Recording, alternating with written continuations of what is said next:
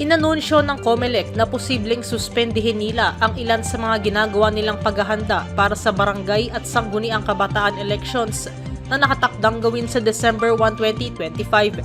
Ito'y nang ratipikahan ng Kongreso ang isang bicameral conference committee report na nagpapaliban sa nabanggit na petsa ng BSKE. Ayon kay COMELEC Chairman George Garcia, magsasagawa sila ng emergency meeting sunod linggo tungkol dito. Pero sabi ni Garcia, posibleng isuspindi nila ang nakaschedule na sanang voters registration para sa BSKE sa July 1 hanggang July 11. Maging ang procurement sa metal ballot boxes para sa manual voting at iba pang election paraphernalia ay posibleng ma-adjust dahil sa naging ratifikasyon ng Kongreso.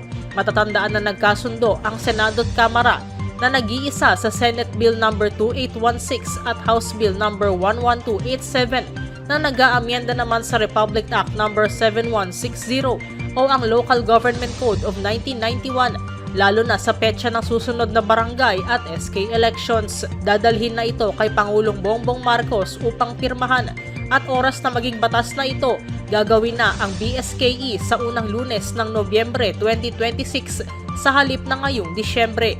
Ibig sabihin din, magiging 4 na taon na ang termino ng barangay at SK officials mula sa kasalukuyang 3 taon.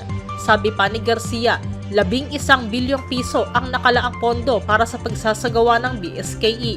Binanggit din ng COMELEC Chairman na pabor din siyang gawin na lamang sa 2026 ang BSKE dahil pinaghahandaan din ngayon ng poll body ang kauna-unahang parliamentary elections sa Bangsamoro Autonomous Region in Muslim Mindanao sa Oktubre 2025.